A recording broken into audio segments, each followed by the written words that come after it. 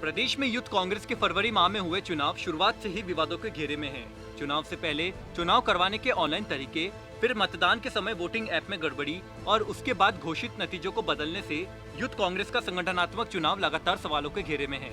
Youth Congress के इस चुनाव में पहले घोषित हुए प्रदेशाध्यक्ष सुमित भगासरा को 7 अप्रैल को अध्यक्ष पद से वोटिंग में गड़बड़ी का हवाला देते हुए हटा दिया गया और लांडनू विधायक मुकेश भाकर को अध्यक्ष पद पर निर्वाचित करने की घोषणा की गई। इसको लेकर सुमित भगासरा ने पत्रकारों से मुखातिब होते हुए यूथ कांग्रेस की राष्ट्रीय कार्यकारिणी पर जमकर आरोप लगाए।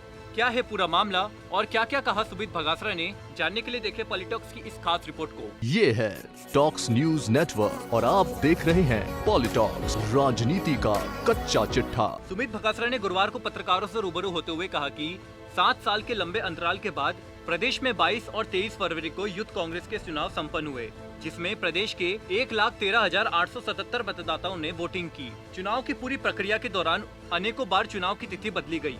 चुनाव से ऐन वक्त पहले वोटिंग का तरीका बदला गया, जिसका अधिकांश प्रत्याशियों ने विरोध भी किया। सभी प्रत्याशियों को उम्मीद थी कि मतदान ऑनलाइन प्रक्रिया के होने के चलते नतीजे तुरंत आएंगे। इसके बाद सभी वोटों को चेक कर 10 दिनों के पश्चात 3 मार्च को नतीजे ऑनलाइन जारी हुए।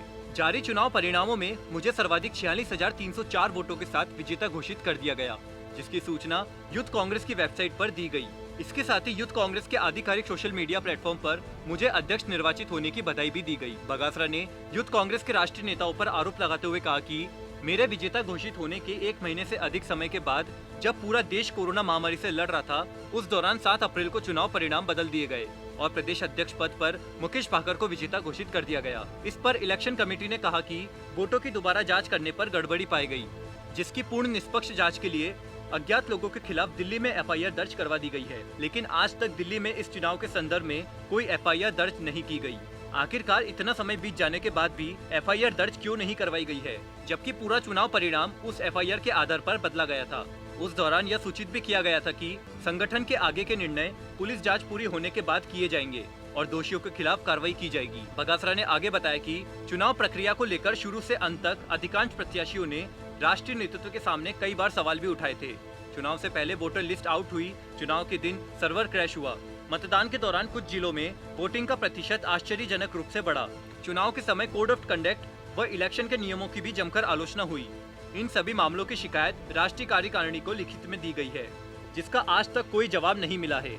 बड़ा सवाल यह है कि जब पहली बार में ही रिजल्ट चेक परिणाम घोषित किए गए तो परिणामों में गड़बड़ी की बात कहां से आ गई, और अगर गड़बड़ी हुई भी तो नए चुनाव परिणाम की प्रामाणिकता क्या है। इस चुनाव परिणामों को लेकर राष्ट्रीय नेतृत्व की तरफ से हमें कोई जवाब देने के लिए तैयार नहीं है। बगासरा ने आगे कहा कि इस चुनाव के सभी बिंदुओं को लेकर मैं आगामी दिनों में कांग्रेस की राष्ट्रीय अध्यक्षा सोनिया गांधी जी व राहुल गांधी जी के समक्ष अपनी बात रखूंगा, ताकि शुरू से ही विवादित इस चुनाव का और अधिक मजाक न बने। पार्टी आलाकमान से मैं मांग रखूंगा कि इस चुनाव को लेकर जल्द ही यूथ कांग्रेस की ओर से एफआईआर दर्ज कराई जाए, ताकि सच्चाई सामने आ जाए। क्या पुराना रिजल्ट सही था और अगर डेटा में गड़बड़ हुई है तो इसके पीछे जिम्मेदार कोई व्यक्ति विशेष है या तकनीकी खामियां?